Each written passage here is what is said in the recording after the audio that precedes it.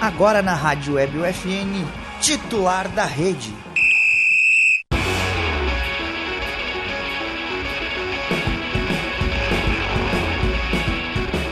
Olá, ouvintes da Rádio Web UFN, sejam muito bem-vindos a mais uma edição do Titular da Rede, o programa de esportes que toda semana leva até você novidades e atualizações sobre o esporte com foco no local. O programa conta com a produção e apresentação dos acadêmicos de jornalismo da Universidade Franciscana e tem a supervisão do professor e jornalista Bebeto Badic, na Central Técnica, Alan Carrion e Clenilson Oliveira. Eu sou Felipe Perosa e hoje está comigo Lucas Acosta. Para começar, vamos direto com o nosso camisa 10 da semana, que é Jean-Pierre Chagas Ávila. Ele que é gestor e técnico da Associação Voleibol Futuro, da AVF, e um dos organizadores do primeiro Festival Internacional LGBTQIA+, de voleibol. Que já comentamos aqui mais algumas vezes no programa, né? Perde a cabeça no lugar. Bom, Jean, a primeira pergunta que a gente vai fazer para ti agora, a gente faz para todos os nossos outros entrevistados, é como o esporte entrou na tua vida, especialmente o voleibol. O esporte entrou na minha vida aos 8 anos de idade, através do meu pai, militar e jogador de basquete, dos áureos tempos do basquete do Corinthians. E aí eu com 8 anos de idade, ele me matricula numa escolinha de basquete. De lá eu entro para a equipe de basquete do Corinthians, joguei em estadual mini-mirim pelo Corinthians. Continuei o basquete no colégio dos 8 aos 11 e aí o vôlei entra na minha vida aos 11 anos de idade. E hoje, com 54, ele permanece. E como é que ele entrou? Foi na educação física, tu percebeu que gostava? Foi na educação física normal, e aí no colégio que eu estudava, que era o Colégio Centenário, tinha a educação física de manhã e as equipes de tarde. E hoje, na condição de ex-professor universitário de curso de educação física, onde eu formei professor de educação física, eu entendo a capacidade do meu professor, quando eu tinha 11 anos de idade, de ele fazer naquela época onde o vôlei ainda era discriminado, né? Era muito mais para mulheres do que para homens. Eu valorizo ainda mais a capacidade que ele teve, primeiro para quebrar paradigmas e segundo para ele fazer naquela época um monte de guris se apaixonarem pelo vôlei, como foi o meu caso e de outros vários colegas meus que começaram a jogar nessa idade lá em 1978. Jean, e quando foi essa virada de chave? Foi ainda no colégio que tu percebeu que era com isso que tu queria trabalhar? Não. Enfim, então o vôlei entrou aos 11 anos e aí até os 17, enquanto escola, eu joguei vôlei, só que aos 16 pintou algo diferente. Quando era meu último ano de infantil, eu já fui convidado para fazer parte da seleção adulta de Santa Maria. E ali as coisas começaram a aparecer de uma forma diferente, meu gurizão viajando, disputando estaduais adultos com os caras mais velhos, né? E senti, acho que a partir dos 16 anos, sim, que eu iria ser professor de educação física pela proximidade que o esporte tinha comigo e pelo prazer que o esporte gerava em mim. Oi, tu é treinador e gestor da AVF, Associação Voleibol Futuro. E como é que é esse trabalho com os jovens? Porque tu já comentou, né, que teu professor que te ajudou nesse incentivo da quebra de paradigmas. E outra pergunta por fora, ainda tem isso, essa ideia de que o voleibol é para mulher e que o homem que joga é gay? Não, de forma alguma. Isso aí eu acho que já nos anos 80 quebrou de uma maneira bem significativa esse estigma, né, de que voleibol era só para meninas. Então acho que desde os anos 80 se quebrou isso e até a vez também pela conquista da geração de prata na Olimpíada de 84 em Los Angeles, onde começa a se revolucionar o vôlei no Brasil, né? A questão da VF foi porque em 2007 eu estudei durante 11 anos como aluno no Colégio Centenário e me formei e aí depois vim ser professor de Educação Física do Colégio Centenário. Então, e aí foram 30 anos como professor. E em 2007 eu era técnico de todas as equipes masculinas e femininas. E a minha equipe infantil feminina tinha um campeonato chamado Jogos Escolares Gaúchos, que tinha patrocínio da Paraty, onde a minha equipe feminina ganhou a Regional de Santa Maria e se classificou para a fase final. E aí, na fase final, a gente fez a final contra o Colégio Marista São Pedro de Porto Alegre, aqui em Santa Maria, onde das 6 titulares desse Colégio São Pedro, 5 eram da Seleção Gaúcha, entre da Sojipa e do Grêmio Náutico União. E a gente faz a final com elas, perdemos o primeiro set e a gente ganha delas. O segundo set ganhamos, fomos campeões do estado em 2007, categoria infantil. E aí, alguma coisa tem de bom aqui. Algo especial. E aí já fazia um bom tempo que Santa Maria não tinha uma entidade que a representassem em nível feminino, né, no naipe feminino no estado. Eu me reúno com 2 amigos e a gente, mas vamos ter que criar uma entidade então. E aí em 2008 a gente cria a AVF, só para trabalhar com equipes femininas, visto que a gente entendia que a gente poderia fazer uma seleção de meninas daquela idade, né, faixa etária, para disputar o estadual. No primeiro ano de AVF, em 2008, com 12 equipes participando, na classificação geral a gente ficou em 5º lugar, e aí a Federação Gaúcha fazia finais da série Ouro, 1º e 4º lugar classificados na chave geral, e de 5º a 8º fazia um quadrangular para disputar a série Prata.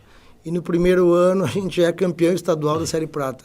E aí foi e está até hoje, cada vez mais a gente evoluindo, graças a Deus. E qual que é o tamanho da importância que tu vê desse incentivo pro esporte desde cedo? Em relação a mim? Em relação a ti e ao pessoal que tu tá trabalhando junto. Em relação a mim, naquela época, né, a gente não tinha, como criança, não tinha condições de contextualizar. Depois, como professor de educação física, novo, também eu entendo que recém-formado a gente não tinha condições de mensurar o grau de extensão da importância do esporte na vida do ser humano. Mas hoje não, hoje é completamente diferente. Com o decorrer do tempo eu também fiz um MBA em relação à intuição para negócios e lidar com gestão de pessoas, e eu me aprofundei nessa questão de trabalhar com gestão de pessoas, né? A importância, por mais que a gente vá falar que é muito importante, que dá espírito de equipe, que regras, tudo, só quem vive, né, vai ter a real a dimensão do que significa na vida de um ser humano, principalmente de uma criança que se insere no esporte desde cedo e de lá aprende, lógico que ela é inserida num contexto onde o esporte é trabalhado como ele deve ser trabalhado. Porque com os anos de experiência a gente viu vários projetos onde já a questão da gestão do projeto não era o foco no desenvolvimento das crianças, e sim numa questão financeira. Aí depende do profissional que está à frente e do gestor que está à frente. Mas a dimensão é imensa. Hoje, tu vê, a gente vai fazer 15 anos de AVF. Esse ano é um ano diferenciado para nós. A gente está com 40 meninas na categoria Mirim. Então, nós somos responsáveis pela formação de 40 seres humanos que estão se inserindo no mundo e entendendo o esporte de uma forma diferente, como nós costumamos trabalhar dentro da AVF. Talvez porque esse nosso sucesso já há 14 anos existindo em Santa Maria, onde não é tão fácil tu fazer esporte. Tu comentou ali sobre a parte de ser gestor também, né? De trabalhar com gestão de pessoas. E também tu comentou sobre a parte de técnico. Então eu te pergunto, como é que é essa divisão de trabalhos? Porque eu me lembro aqui que a gente entrevistou o Brian, por exemplo, do Universitários Rugby. Ele era presidente, ele era jogador, ele era capitão, ele era treinador do clube. E ele falou que era muito difícil essa separação. Então eu pergunto para ti, como é que é dividir essa parte de gestor e de técnico dentro da quadra? Hoje é tranquila porque, devido aos anos de experiência, eu entendo que eu consigo fazer essa divisão, né? É muito difícil até tu chegar a um patamar que tu consiga entender até aqui vai o gestor, até aqui vai o técnico, né?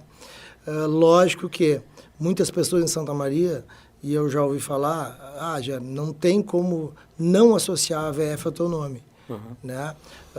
Até o ano retrasado, era eu e mais um profissional que trabalhávamos na quadra, né? E praticamente eu só na gestão, né? E aí esse profissional foi embora de Santa Maria, 2 anos, e aí ficou só o Jean em relação a técnico, tanto da equipe mirim, infantil e infanto, e quanto gestor. Mas também a gente encontra devido à forma como a gente entende que deva fazer o esporte dentro da VF, nós convidamos, há 2 anos, 3 ou 4 profissionais que nós a gente entendia na época que eles poderiam vir a realmente vestir a camiseta da VF e continuar a desenvolver as meninas diante de um perfil de profissional que a gente entende que seja bem-vindo.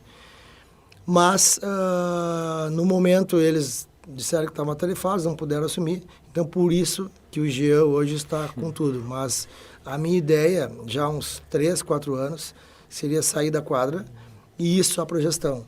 Mas também a gente entende que cada vez menos a gente encontra pessoas com perfil para fazer iniciação técnica no voleibol, que é algo muito, muito criterioso.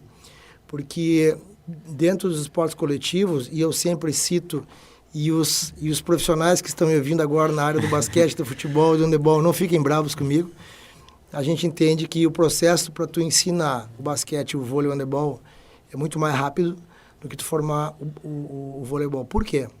Simples.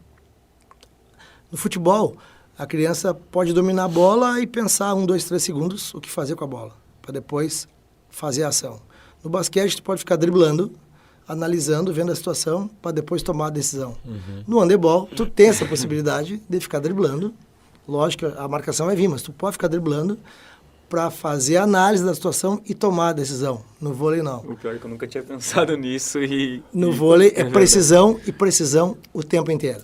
Então, tu não tem o tempo para pensar o que tu vai fazer com a bola na mão. Tu tem que fazer.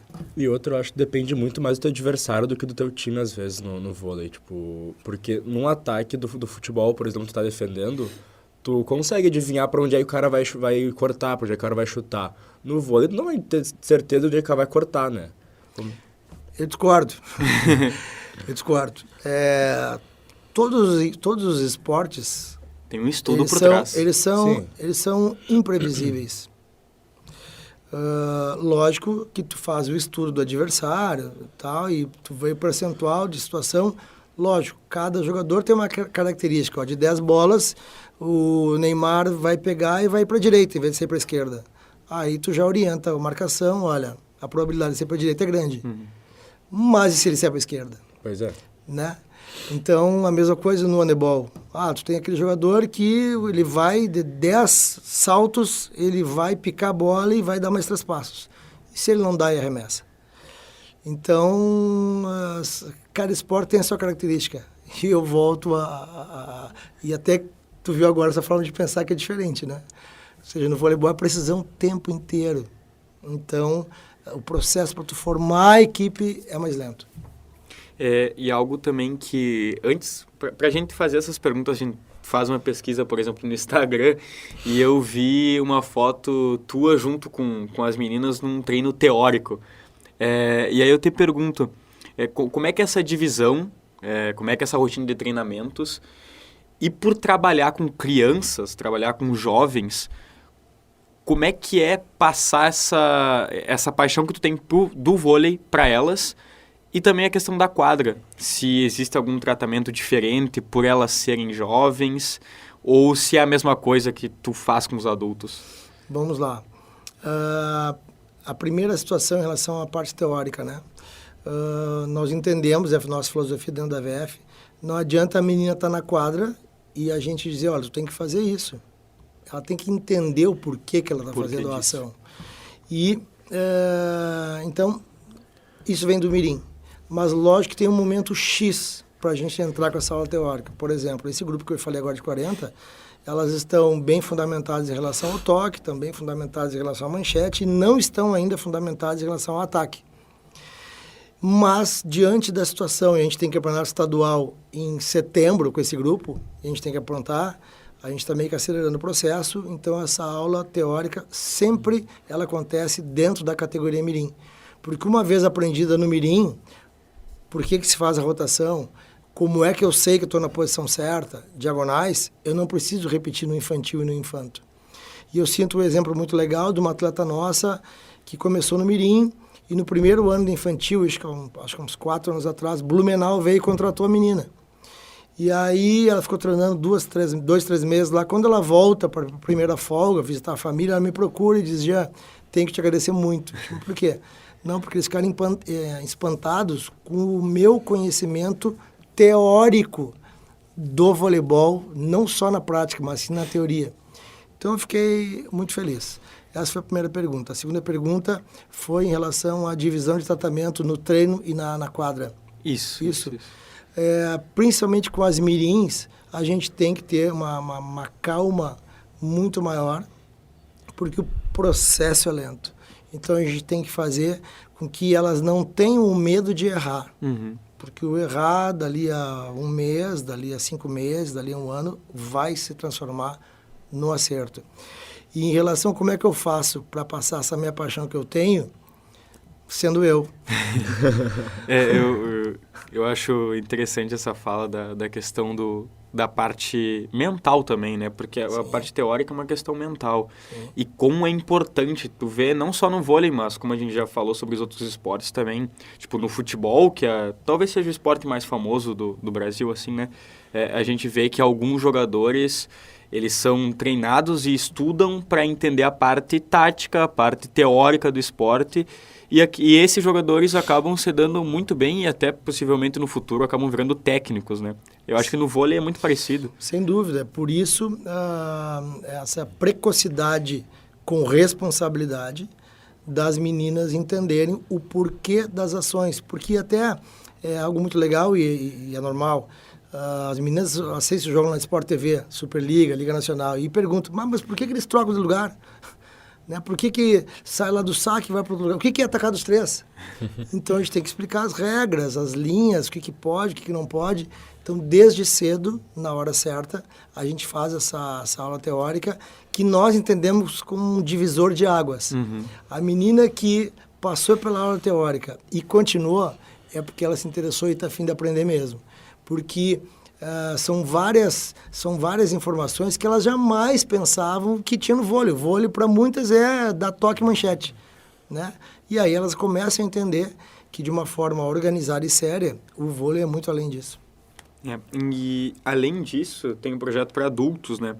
Que eu te pergunto, é um treino sério como... Sério todos os treinos são, mas é um treino como é feito com o pessoal mais jovem, ou é meio que um hobby, assim, do pessoal adulto?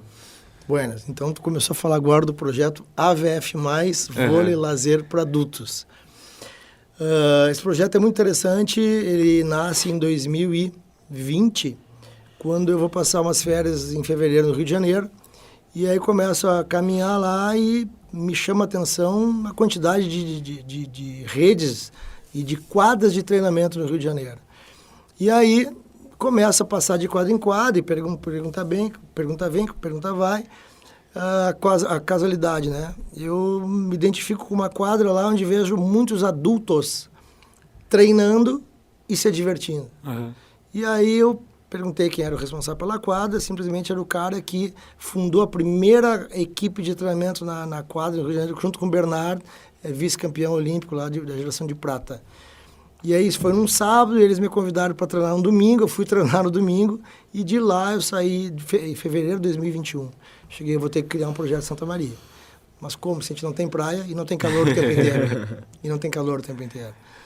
E aí, isso em fevereiro. Em junho, nasce a criança, a AVF+, Vôlei Lazer para Adultos, com um objetivo muito diferente, porque eu sempre trabalhei em termos de rendimento, né? Treinamento muito sério para competição. E, de repente, eu vi também no evento do Covid, os adultos que treinavam qualquer esporte, faziam qualquer atividade física sistemática, diminuir a frequência e ficar em casa. A questão da sociabilização também foi zero no Covid. Então, os adultos estavam precisando disso. Adultos, crianças, todo mundo, mas os adultos. E aí eu criei esse projeto. Bom, em 3 dias eu loto a primeira turma, e ali em 1 mês eu já tinha 2 turmas. No terceiro mês eu tinha 3, junho, julho, agosto, nós estávamos com a VF 1, 2 e 3, setembro entra a 4 turma, e aí a gente termina o ano com 80 adultos participando do projeto, que significa que a gente chama de encontros treinamentos. São 2 horas, 20 a 25 minutos de aquecimento normal e depois jogo, para o pessoal ser feliz, mini jogos, 3 contra 3, 4 contra 4, e a gente termina no 6 contra 6. Muitos adultos que entraram em contato comigo diziam, assim, faz uns 10 anos que eu não jogo vôlei, joguei vôlei no colégio, tô com vergonha de ir, e eu cheguei, vai e depois a gente conversa. E aí, no final do primeiro encontro daquela festa, que bom que tu disse para eu ir, e tá sendo uma coqueluche muito forte. O objetivo é a diversão mesmo. Então. É diversão em cima do vôlei, né? E o que causa a socialização. Foi bem legal também, porque em dezembro de 2021 eu crio o AVF Todos, um evento para reunir as 4 turmas, onde eu formei todas as equipes com um integrante de cada turma, né? Então foi um evento muito legal e a gente está repetindo agora, no dia 9 de julho, o primeiro AVF Todos de 2022. E já há 2 semanas, 2 fins de semana atrás, a gente teve o Festival Internacional de Voleibol LGBTQIA+. A gente já comentou ele mais uma vez aqui no titular. E agora vamos perguntar para ti, como é que surgiu essa ideia? Beleza. Em novembro de 2021, eu fiquei sabendo que o vereador Rudes, ele criou e lançou na Câmara de Vereadores de Santa Maria um projeto de lei. Assim como existe o Outubro Rosa e o Novembro Azul, ele lançou um projeto de lei para ser votado pelos vereadores, propondo que, a partir de 2022, o mês de junho, todos os meses de junho em Santa Maria, seria o mês LGBTQIA+. Sabendo disso, e como eu tenho a expertise com a AVF, categoria de base, de participar do Festival Internacional Cidade da Estrela de Vôlei, categoria de base feminino, que é o segundo maior festival de categoria de base do Brasil. Inclusive, a gente está indo agora, amanhã, para lá. Eu cheguei, mas por que não montar um festival nos moldes de estrela para esse nicho que normalmente é discriminado e que eu não tinha conhecimento de ter um evento de caráter internacional no Rio Grande do Sul, no Brasil. Ok, fiz o projeto, pedi uma agenda com o vereador Rudes em dezembro, a gente se reuniu, ele quase caiu para trás da cadeira quando viu o meu projeto. Pá, não acredito. Sim. Pá, mas que legal.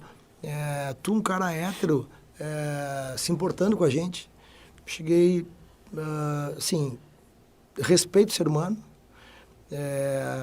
e ainda mais no vôlei, né? E aí eu crio o projeto, ele, ok, posso te ajudar aqui, beleza. E aí eu pensei, vou ter que ter uma madrinha ou um padrinho pro projeto. Uhum. Talvez vocês não saibam, não sei se vocês vasculharam lá no o meu Instagram. Facebook, Instagram. Sabiam que eu participei de uma Superliga Nacional de Vôlei? Essa não. Não, pois é. Então, vou ter que contar para chegar até a Tiffany. Pode contar. Em 2010, 2011, eu fui contratado pela Sojipa, de Porto Alegre. O único técnico gaúcho, tricampeão da Superliga, chama-se Jorginho Schmidt. Nós somos colegas de curso da Confederação Brasileira de Vôlei. E eu me interessei uma vez lá para ir catar bola nas minhas férias na equipe de São Leopoldo, quando eu treinava. E, ok, criamos uma amizade. Em 2010 ele vem a Santa Maria, me liga, preciso me reunir contigo. Tá bem. E aí ele me faz o convite para ser auxiliar técnico deles na equipe da Sojipa, que disputou a Superliga 2010-2011, que foi a Superliga que repatriou os selecionáveis da seleção brasileira para jogar no Brasil. Então eu tive o privilégio de viver na elite do vôlei brasileiro, Giba jogando na minha frente, Lucão jogando na minha frente, o Wallace Lucão é gaúcho, né? O Wallace jogando na minha frente. Então, nessa minha experiência 2010-2011, eu fiz amizade com muita gente da elite do vôlei brasileiro. E aí, voltando agora, quando me surgiu a ideia, a Tiffany. Mas como é que eu cheguei até ela? Por essas amizades que eu conquistei lá em 2010, 2011. A importância dos contatos, né? O Spencer Lee, que é o atual auxiliar técnico da equipe de Osasco, é um amigão meu. E cheguei, Spencer, assim, já que ideia fantástica. Ele me deu o contato da assessoria da Tiffany, entrei em contato, fechamos o contrato, e aí foi no que foi, esse furacão que teve em Santa Maria, e que vocês vão me perguntar mais agora sobre o futebol. Mas eu te pergunto exatamente sobre esse furacão, como tu disse, porque foi algo que deu muito certo, né? Se a gente for ver, tem um profissional por trás das fotos, que é o Gabriel Heisbert, que se formou aqui na FN, até a gente já entrevistou ele aqui, umas fotos muito profissionais mesmo. Tem muita repercussão em jornais como o Diário até transmitiu os jogos, e se tu for ver, não é uma crítica ao Diário, mas, por exemplo, o Diário ele transmite o Inter de Santa Maria e às vezes o Santa Maria Soldiers, e é só. E ele transmitiu o festival de vôlei. Então, eu queria que tu comentasse um pouquinho dessa importância, dessa visibilidade que a parte da comunicação deu e como é que foi feito todos esses contatos para ter a transmissão, para ter o Gabriel Heisbert, que é um baita profissional, junto. Comentar um pouquinho mais sobre isso. Profissionalismo e gestão, que as próprias pessoas falam, né? Quando eu voltei da Superliga, eu trouxe muitas experiências para o vôlei de Santa Maria. E muitas pessoas falam que eu consegui, através de várias ações da AVF, profissionalizar o voleibol de Santa Maria, dentro de algumas ações. E eu me caracterizo por tentar fazer o bom do melhor dentro das condições que eu tenho. E aí, ou seja, já era um evento de caráter internacional, já tinha uma madrinha de caráter internacional. Não dá para ter isso aí e ter qualquer imagem, né? Então, já pensei direto no Gabriel, que é o referência, correto? Okay. No esporte, E aí, sim. E aí, a felicidade que eu tive, é que o pessoal do Diário veio me procurar. Eu não fui procurá-los, né? Embora, em todas as minhas ações como gestor, eu sempre procuro-os para avisar, olha, a VF vai jogar em tal lugar, tudo. Uhum. E aí marcamos reunião e fiquei surpreso quando eles falaram da intenção da TV transmitir ao vivo, da rádio transmitir ao vivo, do Facebook transmitir ao vivo. E aí começou a se tomar um vulto bem significativo, porque eu sabia de onde poderia, né, ter esse retorno. Agora, também algo muito significativo que vocês não citaram, e vocês, sendo do meio, vocês imaginam o que representa em termos de tempo, de exposição, de quantidade de pessoas vendo, e se a gente fosse investir. O festival foi sábado e domingo. Na segunda-feira, no domingo, estou eu assistindo o programa lá do Hulk, no intervalo do programa do Hulk, que é horário nobre da Globo. Sai para todo o estado a chamada do festival, da reportagem que sairia na segunda-feira. Show. Então, vocês imaginam se a gente fosse... Eu até anotei aqui que saiu uma matéria no Jornal do Almoço. Então, se a gente fosse comprar esses 30 segundos de uma propaganda no intervalo do Hulk, não tem dinheiro que pague. E aí, na segunda-feira, sai 2 minutos de matéria no Bom Dia Rio Grande, 2 minutos de matéria no Jornal do Almoço e 2 minutos de matéria no RBS Sport. Entende? Foi junto com o Inter Grêmio. Uhum. Então, se vai comprar isso, não tem dinheiro para mensurar. E aí eu já reporto as empresas que investiram aqui de Santa Maria. Foi muito significativo também o retorno em termos do empresariado de Santa Maria. Empresas vieram me procurar para patrocinar no festival algo que eles não sabiam que era direito, porque nunca tinha saído. Uhum. Né? Foi a primeira vez. Então, também entra, e vocês vão entender, a credibilidade de quem organiza, do gestor da pessoa, né? E aí tu vai tendo os Faz muita contatos com o diferença. tempo, né? Só para citar, pós-evento, procuro uma empresa de Santa Maria que eu ainda não sei, o vereador Rudes me procurou, me ligou, a gente vai fazer reunião semana que vem. Uma empresa de Santa Maria o procurou para saber o que ela podia fazer para entrar no backdrop oficial do evento, porque era só o que aparecia em tudo.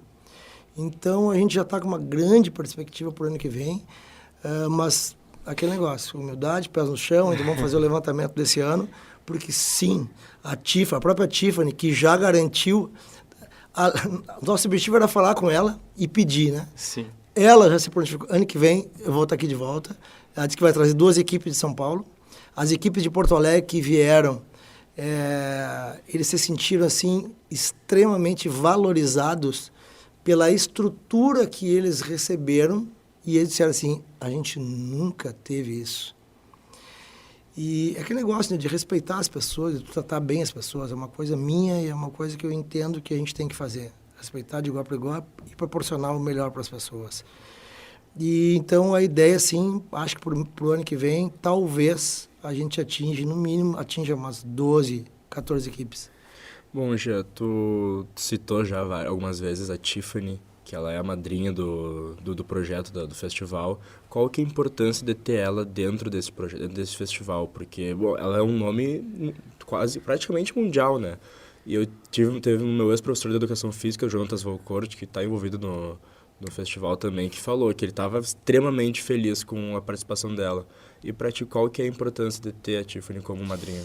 Bom, antes de falar da Tiffany, da importância da Tiffany, já que tu deu a deixa, que bom, nada é por acaso, eu vou falar da importância do Jonatas Valcourt. O Jonatas Valcourt foi meu aluno no curso de Educação Física da UBRA. E quando eu criei o primeiro festival de mini vôlei em Santa Maria em 2010, a turma dele estava tendo vôlei. E eu dei a experiência para a turma vivenciar na prática como era organizar um festival, gestão. E aí, o Valcourt, de 2010 até hoje, ele sempre participou dos meus eventos e a gente se tornou muito amigo. E, felizmente, eu ajudei a formar um grande profissional. Então, não poderia deixar passar de elogiar o profissional Valcourt, da importância dele. Para mim, é enorme. Nos tornamos grandes amigos e ele é um grande profissional. E, dentro dessa amizade e profissionalismo, quando, não sei se vocês sabem também, mas em 2015 eu trouxe o Bernardinho para palestrar em Santa Maria. Uhum. Não sabia, né? Não sabia, cabeça. Também trouxe o Bernardinho para palestrar em Santa Maria. Primeira pessoa que eu designei, dei a oportunidade. Chamar ele depois foi o Valcourt. Então, o Valcourt, tu imagina, para o profissional que é o Valcourt, ter a oportunidade de ir buscar o Bernardinho no aeroporto de Santa Maria e ficar o dia inteiro com ele ali, trazendo, levando. E agora com a Tiffany, Valcourt, tô dentro, ele sempre está dentro. Ter a oportunidade de ir a Porto Alegre, buscar a Tiffany e trazer. A importância da Tiffany. A importância da Tiffany é 109.000%. Não sei se vocês sabem também, ela está entre as 10 maiores personalidades LGBTQIA+, esportivas do mundo a serem citadas. Ela agora, em mês de maio de 2022, ela estampou uma propaganda na Alemanha sobre LGBT e a importância de defender, né? Num prédio de mais de 30 andares na Alemanha. Então, ela é referência. Ela tem mais de 80 mil seguidores, né? E até porque a forma como bateram nela, entre aspas, quando ela, de uma forma legal, fez a cirurgia, se adequou aos níveis de testosterona na qual a legislação esportiva mundial da saúde dava a possibilidade de participar, e aí bateram muito. E ela, de maneira alguma, reagiu batendo. Ela reagiu sempre com educação. E talvez isso tenha contribuído para fazer com que ela se tornasse a personalidade tão querida que ela é e simpática que ela é e que ela mostrou aqui em Santa Maria. Eu lembro de quando eu era mais jovem, assim, aparecer na maioria dos programas de esporte aqui do Brasil, só falando que o resto das mulheres das outras equipes estavam caindo em cima dela, querendo que ela saísse, querendo que ela não pudesse jogar. E ela, quando ela teve que dar entrevista, ela sempre foi super correta, sabe? Tipo, ela é uma mulher super correta. E quando o Jonatas comentou que ela participaria, eu também fiquei muito feliz. E é muito bom saber que vocês tiveram uma visibilidade tão grande que ela veio falar com vocês, ela veio participar, e isso é maravilhoso, tanto para vocês, quanto para a cidade, quanto para o esporte aqui em Santa Maria. É incrível. Talvez ainda, quem não seja assim tão do meio, não tenha a dimensão de quem nós trouxemos a Santa Maria, de como Santa Maria foi mencionada nas redes sociais mundiais através da Tiffany, através das equipes que vieram aqui de Porto Alegre. Para vocês terem uma ideia, um dos atletas que eu formei enquanto colégio centenário, e que eu tive a felicidade de visitá-lo na França em 2020, o Ivan Walter, as coincidências, né? Teve um cara aqui, o Mikael, que foi um atleta da Superliga, 2012, eu acho. Depois ele foi completamente maltratado em Araçatuba e foi completamente discriminado. E deu a coincidência que esse atleta estava jogando na equipe do Ivan na França. Quando ele ficou sabendo desse festival, ele entrou em contato comigo e já quero gravar um depoimento para ti. E foi um dos depoimentos que a gente colocou no Instagram do festival. Então, a repercussão, assim, vocês não têm noção do que foi, do que está sendo e do que será. Vou abrir aqui, pela primeira vez ao público... Olha, exclusividade. Exclusividade. O que o pessoal do Diário sabe, mas não foi veiculado nos jornais nem na TV, para ter a extensão da situação. 2 semanas antes do festival, entra uma pessoa, que eu já vou dizer quem é depois, em contato comigo, perguntando qual era a ligação da Tiffany com o Festival de Santa Maria, se a Tiffany iria continuar sendo madrinha ou não. Eu por quê? Não, porque eu sou procurador de atletas e tanto eu, como agenciador de atletas, quanto um dos meus atletas que representa, a gente quer ir para aí em 2023. Nada mais, nada menos que Douglas Souza. 3 milhões de seguidores, campeão olímpico, recém participando da dança lá dos famosos. E voltando para a Superliga agora. E voltando para a Superliga por São José. Então, para vocês terem uma ideia, não foi o Gia que foi atrás. Ele que veio, e isso é mais impressionante ainda. Entende? Então, e aí por questão de ética, eu falei, olha, eu agradeço muito o interesse de vocês, mas eu vou conversar com a Tiffany e tudo. Então, os horizontes, eles vão se alargar cada vez mais. É muito interessante, a exclusividade mesmo, dá para trazer os dois. A Tiffany e o Douglas. Quem sabe? Seria impressionante. Sabe? Seria impressionante Santa Maria receber... Agora eu pergunto, qual cidade do Brasil que teve ou pode ter essa possibilidade? Criando um festival internacional, como o nosso é o único no Brasil, um festival internacional. E aí muitos perguntaram, mas festival internacional, mas não vem nenhuma equipe do exterior. Eu cheguei, mas para mim é normal. Foi a primeira edição. Então, acho que na segunda está dentro de uma das minhas metas trazer uma equipe da Argentina e Uruguai, que são países mais próximos. E se não conseguir, não tem problema nenhum. O projeto ele vai a longo prazo, ele já se tornou lei em Santa Maria, então agora é lei. Ele é um projeto oficial dentro dos eventos oficiais do município. Então, todo mês de junho vai ter o Festival Internacional LGBTQIA+, de Voleibol de Santa Maria. Então é certo já que vai ter 2º, 3º, 4º, 5º e por aí vai, né? Isso já entra aqui na próxima pergunta e também que a gente falou aqui no programa. Ele entrou como um festival anual, vai ter vários anos, se Deus quiser. E como é que é saber que vai ter mais vezes esse festival, que ele vai continuar seguindo, que ele deu tão certo? Como é que é para vocês, para a organização inteira, ter essa noção de, meu Deus, a gente conseguiu aquilo que a gente queria? Como eu falei, são alguns anos de gestão, né? E eu ainda não tinha tido esse tipo de experiência e esse tipo de felicidade diante dos inúmeros projetos que a gente já fez aqui para Santa Maria e por Santa Maria, porque eu sou santamariense. quando eu criei o projeto, eu não tinha interesse algum que ele se tornasse anual, não tinha interesse nenhum que fosse tornado lei e tudo, mas é legal porque é um reconhecimento de um trabalho feito com seriedade, com planejamento e com excelência. É isso. E fiquei muito feliz porque é um legado, é mais um legado, mas agora de uma forma diferente, que o profissional Jean-Pierre Chagas Ávila, através da J. Ávila Eventos, que é a minha empresa, deixa para Santa Maria. E esse deixar para Santa Maria também tem uma conotação deixar para um público que normalmente é discriminado e que não é valorizado, né? Ainda mais aqui no Sul, né? Então é uma quebra de paradigmas muito grande. E lá na cerimônia de tanto de abertura, né, de encerramento, agradeci muito as palavras do Rudes, porque ele falou, olha, já tu foste corajoso, porque tu criaste algo diferente que quebra paradigmas por ser principalmente no Rio Grande do Sul. Né? E a Tiffany também citou do interesse dela em vir também, porque ela tomou como surpresa, né, essa iniciativa vindo de um estado que tem uma característica que não é tão própria para o universo LGBTQIA+. Agora, chegando mais à parte final da nossa conversa, Gia, antes de perguntar sobre planos futuros, como tu falou da Liga Nacional, eu queria te perguntar a tua opinião sobre isso. O que falta para o Rio Grande do Sul ter um time na Liga Nacional e, quando tem, se manter lá?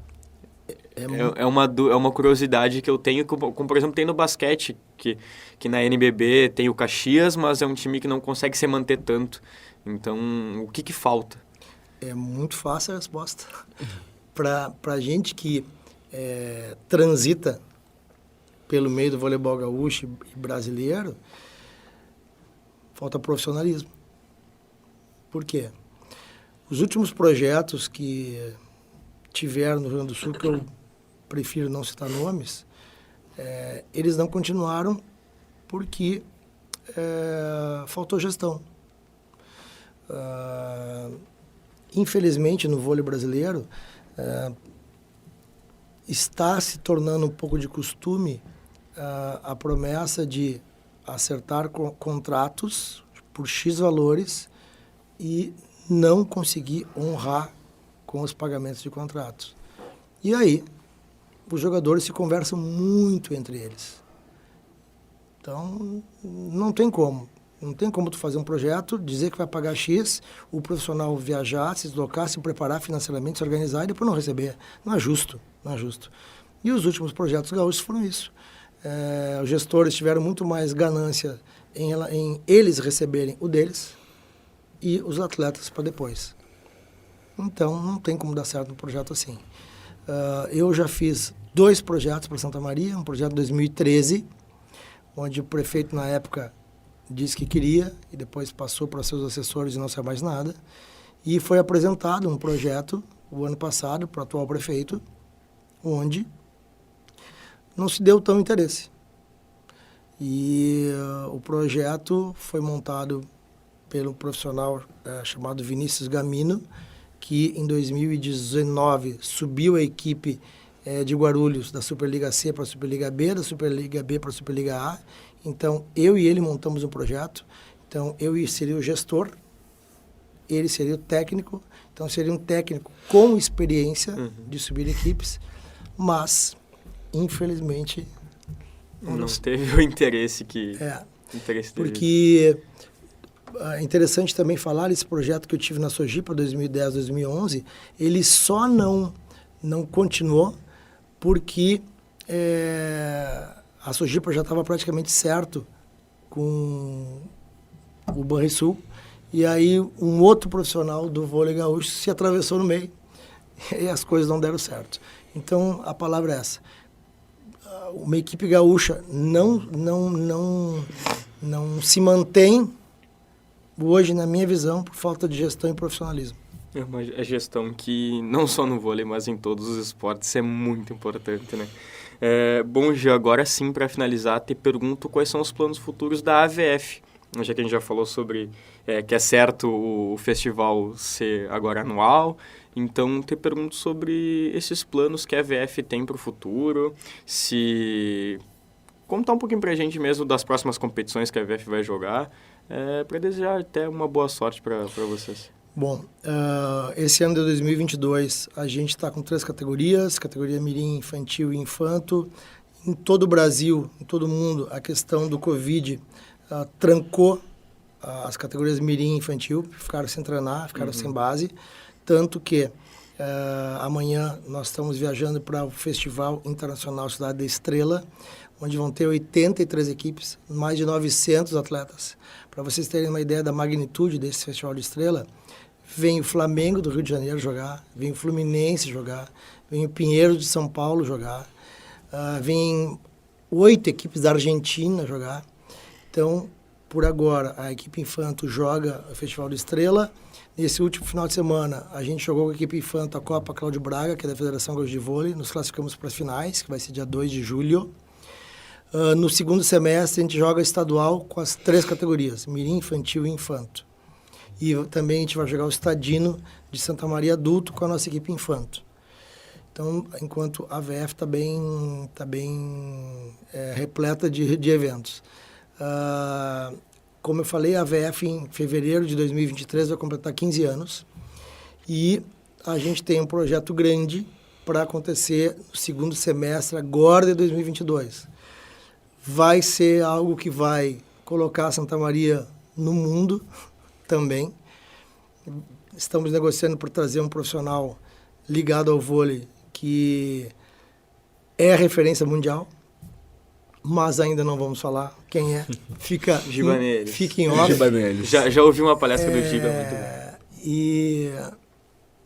Então, a gente está, em relação à AVF, nessa situação. JAVL Eventos. Já apresentamos um projeto para janeiro de 2023, grande, para a região de Santa Maria. As pessoas nas quais a gente apresentou disseram ok, a gente vai começar a desenvolver já para executar em janeiro de 2023 e aí o festival em junho de 2023. Perfeito, quem sabe nesses próximos campeonatos, eventos, torneios aí, a titular da rede possa estar presente transmitindo ou junto a vocês na comunicação. Então, Jean, te agradeço demais a tua participação aqui. Tu passou muito conhecimento para nós, não só sobre o festival, não só sobre a AVF, mas sobre o vôlei, que é muito importante falar sobre mais um esporte aqui, então te agradeço mesmo. Ok, eu agradeço, que seja a primeira de várias. E desde já estão convidados não só para ir assistir os treinos, mas também os Jogos de Santa Maria. E já deixo vocês convidados para a seguinte data que eu esqueci.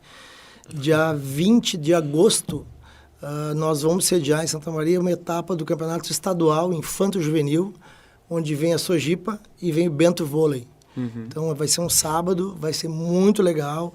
A gente vai enfeitar o CDM, assim como a gente enfeitou para o Festival LGBTI, que é mais. Quem for até o CDM vai ver também uma estrutura de jogo bem diferente. E agora, direto ao ponto. Direto ao ponto. No Karatê, a Associação Desportiva Karatê Sul, que conta com atletas de Santa Maria, ficou com a primeira colocação no Campeonato Estadual de Karatê, que foi realizado no último final de semana, na cidade de Cachoeira do Sul. Foram 40 medalhas conquistadas, 14 ouros, 14 pratas e 12 bronzes. Agora no basquete santamariense, o fim de semana foi de muitas emoções para o Corinthians Aciba. O Sub-14 perdeu por 62-35 para o Clube Atlético Ubirajá e 55-36 para o Apocabas. O Sub-16 também saiu derrotado para o Clube Atlético Ubirajá por 62-33. Já o Sub-17, aí a alegria do final de semana, venceu seus 2 jogos por 61-56 contra o Clube Atlético Ubirajá e 78-21 contra o Grêmio Náutico Gaúcho. A gurizada volta à quadra contra o Único em Santa Cruz do Sul. E no futebol, aqui em Santa Maria, na divisão de acesso, foram definidos no último domingo os confrontos das quartas e os rebaixados de 2022. Avenida e Veranópolis, Passo Fundo e Pelotas, Esportivo e Santa Cruz, Lajadense e Glória. Já o Cruzeiro e São Paulo jogarão a Terceirona Gaúcha em 2023. Agora, Felipe, um pouquinho mais sobre o Inter de Santa Maria nesse programa. O clube alvirrubro é um caso à parte nessa divisão de acesso, tá? Ele venceu o São Gabriel por 2-0 no último domingo, mas espera a decisão da Justiça para saber se ainda vai jogar a próxima fase ou fica pelo caminho nessa fase de grupos. Essa confirmação, ela vem nessa sexta-feira em audiência online no Tribunal de Justiça Desportiva. E quem pode perder a vaga para o Inter de Santa Maria entrar é a Avenida, que será julgada por uma irregularidade na escalação de atletas vindos da Série A. O clube teria utilizado 9 jogadores, enquanto o máximo permitido seriam 8. Por isso, poderia perder até 6 pontos, caindo para a 5ª colocação, e o Inter assumiria aí a vaga para a próxima fase na 4ª. A gente já viu bastante isso no futebol, né? Essa questão dos times estarem regulares e do outro que... Quem lembra de Fluminense e Portuguesa? Fluminense, Portuguesa, Inter e Vitória em 2016, que acabou não resultando em nada no fim. Mas agora, seguindo no futebol, porém no Brasileirão Feminino, Lucas. Na última rodada, o Internacional venceu o São José por 3-1 e com esse resultado chegou à primeira colocação no campeonato com 29 pontos. O Grêmio empatou 1-1 com o Bragantino, somou mais um ponto e está na 11ª posição com 14. Neste próximo final de semana, as gurias coloradas enfrentam o Corinthians, em confronto direto na parte de cima da tabela, no sábado às 14 horas. E as gurias gremistas recebem o Kinderman, no sábado às 15 horas. Agora, sobre Copa do Mundo, que também a gente já falou várias vezes aqui, e até que, enfim, está definido os grupos da Copa do Mundo 2022 no Catar. O país de Gales, depois de 64 anos, voltará a disputar uma Copa do Mundo. A última vez tinha sido lá em 2018, quando o Brasil conquistou a Copa. E até eu vi algumas... 2018? 58. Ah, bom. Até eu vi algumas teorias da conspiração que o país de Gales jogou a Copa. Tem várias, né? Tem várias. Então, tudo isso resumiria no Brasil Hexa, então a gente torce para que seja isso. Mas a seleção de Gareth Bale, que foi destaque toda a eliminatória e também nessa repescagem, venceu a Ucrânia por 1-0 e vai completar o grupo B, com Inglaterra, Estados Unidos e Irã. Eu não sei se tu concorda comigo, mas o país de Gales acaba se tornando um forte candidato para essa segunda vaga, né? Com certeza, concordo. Inglaterra, apesar dos 4-5-0 contra a Hungria, derrota em casa, amarga essa derrota, ainda é a favorita do grupo. Agora, país de Gales e Estados Unidos vão batalhar por essa vaga. Estados Unidos aí tem o Pulisic, que é um baita atacante, titular, camisa 10 do Chelsea, e a Dinamarca, perdão. O país de Gales tem Gareth Bale, tem o Aaron Ramsey, tem o James do Leeds. Então chega com muita força. São bons nomes que o país de Gales tem. A Inglaterra, para mim, é a favorita do grupo. Apesar dos resultados, a gente sabe que uma Copa do Mundo é diferente. Mas os Estados Unidos também chega com uma seleção jovem e uma seleção forte. Empatou com El Salvador 1-1 num jogo muito feio, com uma lama até o pescoço dos jogadores, mas a gente, como eu falei, a Copa do Mundo é diferente, então ou como pode dar uma zebra e passar Estados Unidos e País de Gales, Irã passar e o Irã também pode surpreender. O Irã que deu uma pressãozinha em 2018 contra Portugal e Espanha, deu uma apertadinha nos times. O Irã também tem uma seleção interessante. No grupo D, a Austrália ficou com a vaga depois de vencer o Peru nos pênaltis, depois de 0-0 no tempo normal. E na prorrogação, o destaque foi com o goleiro australiano. Tu viu isso, Felipe? Vi. O goleiro TikTok, segundo o Lédio Carmona, que estava comentando o jogo no Sport TV. O goleiro australiano que protagonizou cenas pouco curiosas, né? Ele não parava quieto na hora do pênalti. E eu vou te dizer, isso daí desconcentra muito o batedor. Não, desconcentrou muito, muito, muito. O Advíncula... logo que perdeu a cobrança, ele que foi entre os 5 selecionados para cobrar, né? Ele perdeu a cobrança e depois muito choro e ainda se aposentou da seleção por causa disso. Pediu aposentadoria da seleção. Porque na cabeça dele, ele foi o principal culpado, né? Pediu desculpas aos familiares, aos torcedores, companheiros de equipe. Foi bem forte o texto que ele colocou no Instagram. Eu me emocionei bastante. Bom, a última vaga ficou com a Costa Rica, quem venceu a Nova Zelândia com o gol de Campbell e grande atuação de Keylor Navas. A seleção vai para o grupo E, com Espanha, Alemanha e Japão. A Costa Rica, que vale destacar aqui, que em 2014 passou numa fase de grupos que tinha Itália, Inglaterra e Uruguai. Era com o 7 grupo pontos. da morte. Era o grupo da morte, a Costa Rica conseguiu surpreender. Acho muito difícil que essa surpresa aconteça de novo. mas a gente sabe como é que é o futebol, né, Felipe? Pois é, a gente teve ali em 2018, que nem tu falou, a surpresa que foi a Costa Rica para passar para as oitavas da Copa, e ela volta, depois de 2018, fazer uma Copa sendo... É ruim falar isso, mas o saco de pancadas do grupo, né? Acabou não conquistando nenhum ponto, se eu não me engano. E não é uma seleção forte, não é uma seleção que deve assustar. O Keylor Navas é um goleiro muito bom, mas é reserva no Paris Saint-Germain, e é o principal nome da equipe. E a gente vê muito isso nas seleções pequenas, Costa Rica, o próprio Irã que a gente citou aqui, que os melhores jogadores são reservas. Mas aí entra toda a história da magia da Copa, da zebra, da raça, da Gana. Então, vamos ver o que acontece aí. Pode acontecer tudo, mas um grupo com Espanha e Alemanha é bem difícil acontecer essa surpresa de novo, né? Agora, comentando um pouquinho sobre Série A e Série B. O Inter venceu 3-1 o Flamengo, um resultado muito assustador. bom. Um resultado que deu para perceber não só a qualidade do Inter, o avanço que o Mano Menezes conseguiu ter com o time, mas também mostrou um pouquinho das fragilidades do Flamengo, né? Uhum. E isso pesa bastante agora com a vinda do Dorival. Até aquela frase que o Mano comentou, eu até postei nos stories, que era: o teu time tomar bagunça, tudo bem, o meu também estava. Isso é muito bom. E, olha, uma seleção que é o Flamengo, com um goleiro que atuou vários e vários anos na Europa, lateral direito jovem, porém muito promissor, que é o Mateuzinho. A zaga do Flamengo é uma das mais fortes do Brasil. Das mais fortes do Brasil. Tendo o Gabigol na frente, o reserva ser o Pedro, isso daí já é inadmissível. E tem um nome que tá chegando agora, que é um nome bem forte, né? E conhecido aqui do Rio Grande do Sul, Everton Cebolinha. Everton Cebolinha troca o Grêmio do Flamengo. Não é bem trocar, eu acredito, né? Mas o Grêmio ainda vai receber uns milhãozinhos aí. Não só com Everton, mas não sei se tu te lembra do Lincoln. Lembro. Grandíssimo jogador na categoria de base, era craque. Hoje foi pro Santa Clara de Portugal, se destacou lá. E agora vai jogar com Jorge Jesus. No Fenerbahçe da Turquia. O Lincoln, eu lembro quando ele atuava aqui no Grêmio, ele era um dos nomes, assim, com maior... Desde os 14 anos. Ele era cotado para ser um dos principais jogadores, uma das maiores joias do Grêmio, né? E, cara, eu vou puxar muito pro fundo isso daí. Isso reflete bastante na situação do Grêmio que tá agora. Pode ser. Por não ter conseguido aproveitar os jovens, não ter conseguido formar uma equipe boa, assim, com eles. Porque a gente tem vários nomes. Lincoln é um dos principais, Jean-Pierre. A gente trouxe ontem o Jean-Pierre diferente, né? O Jean-Pierre que deu certo, pelo visto. Mas o Jean-Pierre, joia do Grêmio. A joia que o Bagé, que o Baldasso tanto falavam, tá no Havaí. Deu certo, foi muito bom.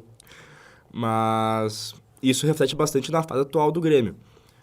Também, se a gente for botar mais, vai passar pro Inter isso também, né? Os dois times eu vejo que tem um certo problema com a categoria de base. O Inter, apesar de revelar grandíssimos jogadores, como eu já falei aqui, são excelentes, são de muita qualidade, mas acabam demorando um certo tempo para jogar no profissional e acabam não jogando. Então no Inter vê, do Grêmio, né? A gente vê muitos jogadores que se destacam no sub-20, no sub-18, em toda a categoria de base, mas acabam não sendo aproveitados no Inter, no time principal. Já no Grêmio, também tem essa parte, mas eles são revelados no time principal muito tarde. Uhum. Então, um exemplo do Santos, que agora a gente vai falar sobre o Santos Juventude. O Santos, mesmo com jogadores com 15, 16 anos, eles estão fazendo gol em Libertadores. Pois é. E aqui no Grêmio, tu tem 23 anos e ainda é considerado uma revelação. Então, essa questão do Grêmio demorar muito para soltar é o problema, eu acho. O Pedro Lucas é um exemplo disso. Pedro Lucas é um grande exemplo. O Pedro Lucas é um cara que desde os 17 anos ele foi campeão da Copa do Mundo Sub-17, jogando aqui no Brasil, jogando muito bem. E simplesmente ainda, depois de 2, 3 anos, ele ainda não foi utilizado no time principal. Claro, tem casos à parte, né? Mas se a gente for botar os próprios jogadores que deram certo no Grêmio, Everton, Cebolinha, PP, o Ferreira mais ou menos, o Ferreira já tá com quase 25 anos, mas ele entrou muito tarde. Ferreira já é muito experiente. Ferreira já é bem experiente perto dessa gurizada. Mas agora eu vou ter que jogar uma bomba no teu colo. O Bitelo, ele é... Porque, assim, se o Grêmio estivesse na Série A, disputando a Copa do Brasil, Libertadores, até mesmo a própria Sul-Americana, tu acha que o Bitelo teria muito mais nome na mídia, muito mais nome contra as outras equipes do que ele tem agora na Série B, mesmo destruindo as partidas? Eu não acho, eu tenho certeza que sim, Felipe, porque isso ocorre há algum tempo já, e a gente sabe que é assim no futebol do Sul, né? Mesmo que a gente revele muitos jogadores bons aqui, tanto o Grêmio como o Inter, como a base do Juventude também é muito boa. A base do Juventude é muito boa. Mas como ele tá jogando a Série B ainda, talvez ele tenha menos visibilidade que outros garotos, outros guris que estão jogando lá pro meio do Brasil, por exemplo, lá no Palmeiras, sabe? Pois é. Agora vamos falar sobre São Paulo. São Paulo ali, Santos, Palmeiras. Eu vou botar o Santos e o Palmeiras, que são dois exemplos bem diferentes nesse caso. O Palmeiras tem uma base muito forte, tem uma preparação muito forte na base e jogadores bons ali. O Endrick, que é o principal, mas dá pra pôr o Danilo, Patrick de Paula, Gabriel Veron, Wesley. Esses jogadores, eles entraram porque eles eram muito bons. Agora, na parte do Santos, também são jogadores muito bons, porém o Santos jogava eles para cima porque eles não tinham dinheiro para pagar o salário. Tem essa questão, e eu concordo com isso, que é uma válvula de escape, né? Porque é uma base muito boa e ela é utilizada como uma alternativa para não poder contratar. Sim. Essa é a questão do Santos.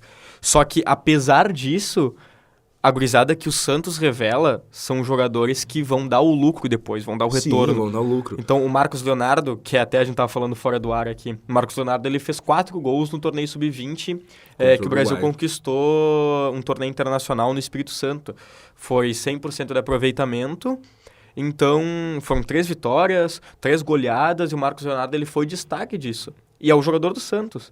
E não só ele, mas a gente viu na Copinha que o Santos também fez uma baita Copinha. Chegou à final e tudo mais. Os goleiros do Santos, que são sempre goleiros jovens. E eu até vi isso no TikTok, que todos os clubes de São Paulo têm goleiros como ídolos. Tem. E o Santos não tem. E o Santos tem bons goleiros, excelentes goleiros, mas nenhum como ídolo. Mas você já percebeu que os grandes goleiros do Santos desses últimos 15, 20 anos... Todos eles acabaram a carreira mal. O Aranha é um dos principais nomes. O próprio Rafael Cabral. Acho que é Rafael Cabral. Rafael Cabral tá no Cruzeiro hoje. No Cruzeiro. Ele foi campeão da Libertadores pelo Santos, sendo um baita paredão. Tapou o gol em várias ocasiões, era um baita goleiro. Foi pra Europa, não vingou, voltou pro Brasil no Cruzeiro, que tá na Série B. Apesar de estar na parte de cima da tabela, tá na Série B, cara. Aproveitando que a gente tá falando falou bastante sobre o Campeonato Paulista, sobre os clubes paulistas, né? O Santos que venceu o Juventude por 2-1 e o Juventude segue lá na 19ª colocação, sem pontuar. Quer dizer, pontua no começo, mas pontua muito pouco. Vou jogar essa pro teu colo agora. Agora volta. Mas Juventude já tá rebaixado ou ainda tem alguma chance? Tem chance. Futebol, que nem tu falou, futebol não dá pra esperar nada do futebol. Ou dá pra esperar tudo. Pode ser também. Aí que entra 8 ou 80, né? Mas o Juventude não tá rebaixado. Era isso que falavam do Grêmio no passado. A gente falava do Grêmio até a última rodada, que o Grêmio não tava rebaixado. E não tava mesmo. Não tava. Só que o Juventude, cara, tá em 19º, as equipes já estão passando, já estão voando, já estão muito acima deles. Aquilo que a gente falou no programa passado do Inter tá a 5 pontos do Juventude, hoje é a Chapecoense que tá a 5 pontos do Juventude. E não é fácil a gente botar isso no papel, porque são 5 pontos, são 2 vitórias. Só que o que eu falei no programa passado também, se o Juventude ganhar, as outras equipes também vão ganhar. Logo, o Juventude não vai sair tão fácil da zona. Agora, se der sorte alguns resultados, pode sair. Mas tem que manter, tem que voltar, tem que jogar aquilo que jogou no passado, se livrando do rebaixamento, na última rodada também. Mas não tá rebaixado. Tem chances, grandes chances, ainda no começo do campeonato. Dá pra sonhar, dá pra esperar, porque o Brasileirão a gente conhece o campeonato que é. Então o Inter O Inter joga hoje, nós estamos gravando na quarta-feira, como nesta quinta é feriado, joga hoje 8h30, Goiás e Inter. Então nós falaremos sobre esse jogo e sobre a rodada do final de semana no próximo programa. O Juventude já jogou essa rodada, mas na próxima enfrenta o Atlético Goianiense. Agora falando rapidamente sobre Série B, que também a gente já falou bastante sobre o Grêmio, e até a gente já passou um pouquinho do tempo também, mas o Grêmio empatou 0x0 com o Sport, e aí eu queria só fazer uma pergunta. Só antes da pergunta, o Grêmio joga sábado, 11 horas, contra o Sampaio Corrêa. O Grêmio segue na 5ª posição, era um confronto direto para vencer o Sport. E é só uma pergunta bem básica, precisa da mudança ou ainda dá com essa cúpula que está no Grêmio hoje? A mudança que tu tá falando é o técnico, né? É técnico, é contratação de jogador, é mudança de Denis Abraão, para não falar de outros diretores. Eu falo diretamente do Denis Abraão, porque eu acho que é o cara que tá mais envolvido mais envolvido e mais à frente disso tudo. Eu só te pergunto isso, a mudança ela precisa vir e se... É a difícil mudança. Também, é difícil falar desse assunto, porque, cara, o Roger, ele dá. Ainda dá pro Roger. Mas são substituições mal feitas. Azar, o Edilson tava jogando muito bem e acabou se lesionando. Mas aí tem o Jonathan Varíola. Varíola? Eu peguei mania de falar de Jonathan Varíola, de piada assim com meu pai, e eu agora larguei no programa. Jonathan Varela. Perdão, Jonathan. Mas o Elias, de novo, não entra bem. O Elias, ele perde muito gol, ele não é um centroavante, ele não é um fazedor de gols. O que a gente já tinha esse medo no Campeonato Gaúcho, a gente está tendo agora no Brasileirão. Contratações. Não acho necessário. Acho que o elenco do Grêmio ainda assim é um dos mais fortes da Série B. E até porque o Grêmio não tem dinheiro para contratar. Eu responderia essa pergunta que eu mesmo fiz, Felipe, com um simples tweet que eu vi essa semana, né? Se para chegar sábado com Renato Portaluppi, Lucas Leiva e fora Denis Abraão, se eu assinar embaixo, eu assinaria embaixo. Eu assinaria embaixo, muito fácil. Renato Portaluppi, Lucas Leiva contratado e Denis Abraão fora. Mas aí muito fácil. Aí se caísse essas circunstâncias no meu colo... É muito fácil, né? Felipe, é tu que vai dizer se vem ou não. Assino. É muito fácil, eu assinaria embaixo. Bom, Felipe, esse foi mais um Titular da Rede na Rádio Web FN, no Spotify e no YouTube. O programa conta com a produção e apresentação dos acadêmicos de jornalismo da Universidade Franciscana e tem a supervisão do professor e jornalista Bebeto Badic. Na Central Técnica, nossos craques Alan Carrion e Clenilson Oliveira. Os próximos camisa 10. Tchau, tchau.